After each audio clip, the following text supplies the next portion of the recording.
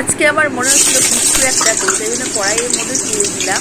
আলুগুলো ডুমডুম করে তুলেছিলাম, সেগুলো কড়াইয়ের মধ্যে দিয়ে দিলাম। আর আমি একটু মানে শীতকালে বলে কড়াইয়ের আগে তেলের মধ্যে লবণ দিয়ে দিলাম, আমার নিজেদের মানে গায়ে শিখছে না।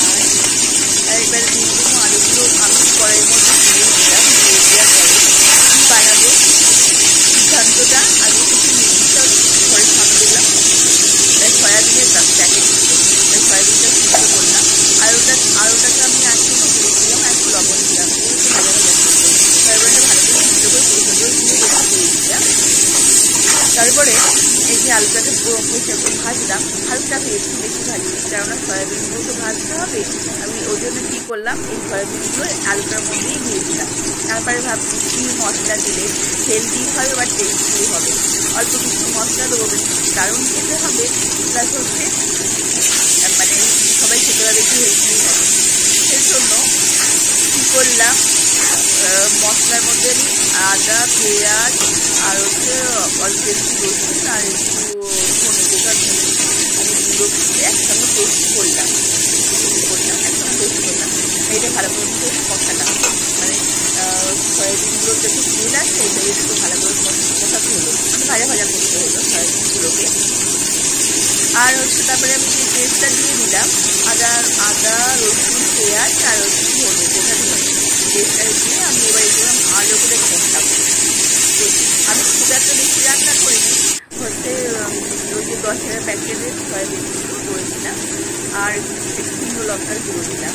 তোমার পারলে কাঁচা লঙ্কাও দিও, যেহেতু আমার শুকনো লঙ্কাটা একটু বেশি পছন্দ হয়, ঝালটা বেশি লাগে, সেজন্য শুকনো লঙ্কাটাই দিয়ে থাকি। এবারে ভালো করে ছোনা কষিয়ে দিলাম, কষানো যে কমপ্লিট হয়ে যাবে, এখনও হয়নি পুরো কষানো কমপ্লিট। এবারে হয়ে গেছে, আমি জল ঢেলেছিলাম। যেহেতু আলুগুলো ভাজতে গিয়ে অনেকটা সিদ্ধ হয়ে গেছে, আর সয়াবিনগুলো তো আগেই সিদ্ধ করা আছে, তাই জন্য এই জলটা খুব একটা বেশি লাগবে না জলটা। আর লবণ হলুদ সব কিছু তো দেওয়াই আছে। এবার কেমন করে ফুটছে, দেখো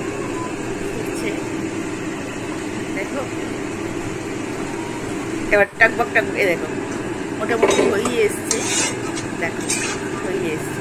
ঠিক আছে, একটু ঝোল না রাখলে মানে ভাত দিয়ে খেতে হবে তো, তাই জন্য একটু ঝোল রেখে দিয়েছি, অল্প একটু ঝোল রেখে দিয়েছি।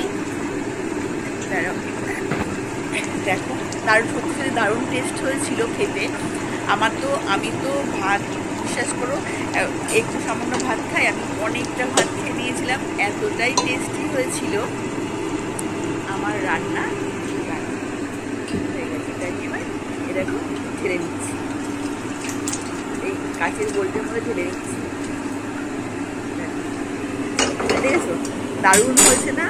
আর খেতে সত্যি খুবই টেস্টি হয়েছিল। তোমরা একবার বানিয়ে দেখো, খেয়ে আমাকে কমেন্ট করে বলো কেমন হয়েছে রান্নাটা। ঠিক আছে, আমি অপেক্ষা ছিলাম, একটু বাটার দিয়েছিলাম।